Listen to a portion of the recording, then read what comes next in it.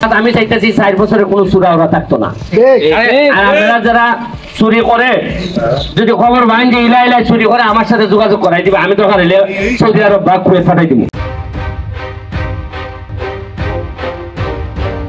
বাইরের লোকরা আমাদেরকে আন্ডারমাইন করে, দেখো সোনারঘাট মনে হয় দেখাচ্ছি হয় খালি, এটা কিন্তু আমরা এলাকার ইমেজ খারাপ হয়। আমরা কিন্তু অনেক ভালো ভালো জিনিস হইতেছে। আমি অনুরোধ করবো আপনারা ভালো ভালো জিনিসগুলো আপনারা সামনের দিকে তুলে ধরবেন। আমাদের ইউনো মহোদয় যেভাবে কাজ করতেছে প্রশংসনীয় কাজ। আমি অল্প দিনের মধ্যে উনার যে পারফরমেন্স দেখতেছি আমি মনে করি এই কয়দিনে আমি অনেক সন্তুষ্ট। আমাদের ওসি সাহেব যেভাবে উনি কাজ করে যাচ্ছেন, কোনো সমস্যা হইলে আপনারা আমার সাথে কথা বলবেন যাতে আপনাদের কোনো সমস্যা না থাকে। আমরা সবাই একটা পরিবার। আমি এমপি হওয়ার কারণে আমি এখন নিজেই একটা প্রশাসনের অংশ হয়ে গেছি। আপনারা পরিবার, আপনারা সবাই মিলে, আমরা সবাই মিলে আপনাদেরকে সহযোগিতা করবো, এটাই আমাদের কাজ। চুরি করলো চুরা বেটায় আর বইলে দেওয়ার লাগে বেটায়। আচ্ছা, এখন আমার এরা খবর দিছে যে এমপি সাহেব আপনাদের ভোট দিছে, আমরা ট্রান্সফর্মার আমার টাকা পাইতাম, আমরা শিল সম্প্রদায়ের লোক। তাই আমি বললাম কত লাগে, জিএম সাহেবকে ফোন দিলাম।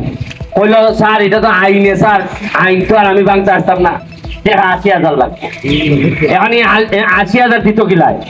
এরপরে আমি কইলাম কিতা করণ যায়, ওই রাহানে ফোন করে কইলাম 10,000 টাকা দিয়া তুমি কিস্তি করে আনো, আর বাকি 70,000 আমি দিব। আমার কোন সরকারি বরাদ্দ আছে নি ট্রান্সফরমারের? আমি যদি ওকে বরাদ্দ করণ লাগে তো কইতে আনতাম। ওই আই করছি গা, আই করতে আনাইলে অন্য হান থেকে টাকা ওরাইলে দিকে আপনারা আমার 14 গোষ্ঠী উদ্ধার করে নিবা। এমপি করছে কিতা, হ্যাঁ টাকা এমডি তুলে নিছে, কিন্তু আমি এনে জানি কিতা ওকে ট্রান্সফরমার টাকাটা দিত কিলায়। এখন যে জায়গায় আমি যাইতেছি, এই জায়গা হইল গিয়া 8 নম্বর ইউনিয়নের শিলবাড়িতে ট্রান্সফরমার চুরি হয়েছে। কিতা চুরি হয়েছে? পল্লী বিদ্যুতের নিয়ম হইল প্রথমবার ট্রান্সফরমার বিনা পয়সায় দেয়। কিতা দেখো কিভাবে দেয়, বিনা পয়সায়। পরের বার যদি বিনা পয়সায় দেওয়ার পর এটা নষ্ট হয়ে গেলে আরেকটা কিনার লাগে না? এই সময় কিতা করে পল্লী বিদ্যুতে 50% দেয় আর 50% কাটাই দেওয়ার লাগে গ্রাহক। আর কোনো কারণে আরেকবার যদি নষ্ট হয় বা আড়াই জায়গাতে কিতা করণ লাগে, কিতাতে করণ লাগে। আচ্ছা, আরেকটা জিনিস আমি কইতাম, মনে আছে কিনা, আমাদের এলাকায় যারা মসজিদে জুতা চুরি করে এরারও যদি ভাই আমার দ্বারা পাঠাই দিবা। আমি এই 2 চোর আমার এলাকাতে রাখতাম না, আমি তখন হলে পয়সা দিয়ে খরচা হয়ে বিদেশ পাঠাই দিব। আমার কাছে এই লাইন আস্তে আস্তে আইতেছে বিদেশ পাঠাইবার, দুবাই বা মালয়েশিয়া যেখানে পাঠানি যায়। তবে আপনারা আমার কাছে সাংবাদিক ভাইরা কই আসনে হাত তুলো, অত খবর ভাও আর ইটেন ভাও না, তোর লাইন শোনানো এই লাইন আমার একটু খবর দিবা, ঠিক আছে? আপনার জন্য অনেক বেশি শুভকামনা রইল।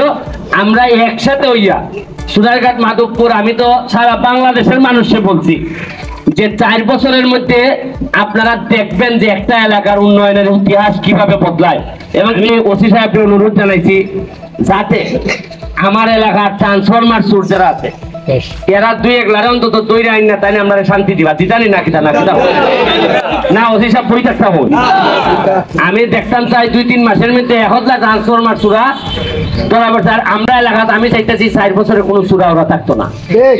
আর আপনারা যারা চুরি করে যদি খবর পান যে ইলা ইলা চুরি করে আমার সাথে যোগাযোগ করাই দিবে, আমি দরকার হলে সৌদি আরব বা কুয়েত পাঠাই দিব। আমার কিছু নিজের পয়সা খরচা করিল, কারণ চোর থাকলে এই দেশে শান্তি হইতো না।